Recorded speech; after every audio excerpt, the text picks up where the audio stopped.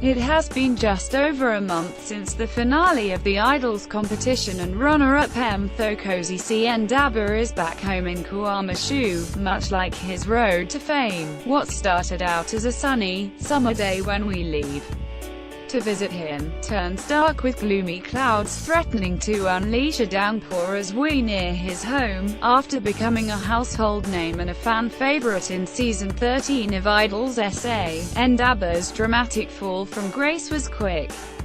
He was labeled a sore loser for leaving the stage suddenly when Paxton Feliz was announced as the show's winner, and for not attending the subsequent press conference. Ndaba, however, says the loss was just too painful for him. Sometimes when you grow, there is pain. That is what losing Idols was for me. I am a very emotional person. I was scared I was going to cry at the press conference, he says. Ndaba, seen here at his home in Kwamashu, is determined to get his music career back on track. Picture Dr. Ng Kobo. It was a competition, so I knew anything can happen, but like anyone else, I obviously wanted to win knowing it would lead me to a better future, said Ndaba, but the bad publicity for Ndaba was set to get worse as, shortly after the finale, allegations surfaced on social media that he had assaulted a woman. Ndaba was charged with assaulting Neozelle, 21, but the charges were withdrawn when he appeared at the Hillbrow Magistrates Court earlier this month.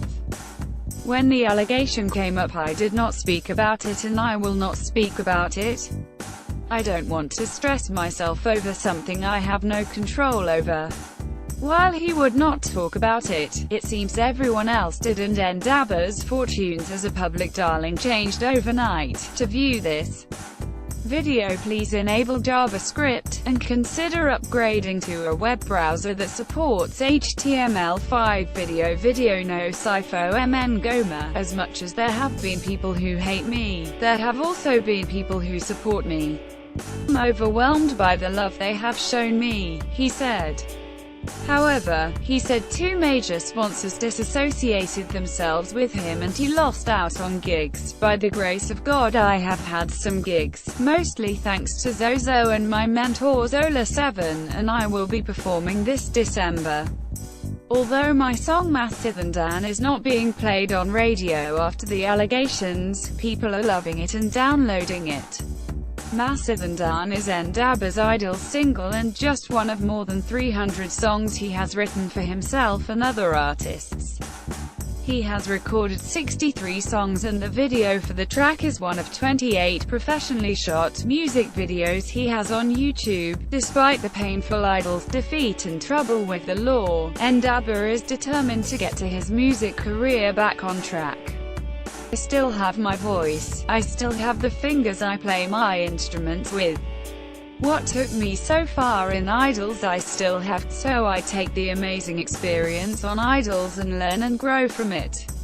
As he talks, he glides his fingers over the keyboard at the foot of his bed in his room in an outbuilding behind his childhood home. To view this video, please enable JavaScript, and consider upgrading to a web browser that supports HTML5 video no sifo mn goma. When he finds the chords, he plays Masithandan on the keyboard and guitar. These instruments are both new and hold pride of place at the center of one side of the room between a wardrobe and a microwave on top of a fridge.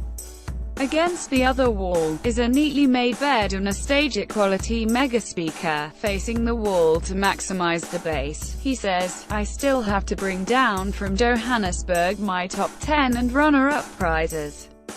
All these instruments are going in my home studio, he explains between mouthfuls of papanorse he bought from a vendor at Kwamashu station when a friend came over. Ndaba is also finishing up writing a book, which is about the pain of losing so many family members. My sister and I are the only ones left. Ndaba and his sister Londiva still live in the neighborhood they grew up in. On the streets, he does not walk far before he is approached. Many people recognize him and request the mandatory selfie. Others greet him by his street name, Musa. I want a lot in my life and am working towards it, but I'm still me. I take out the rubbish on Mondays. I take cold showers because there is no geysers in our 4-room houses.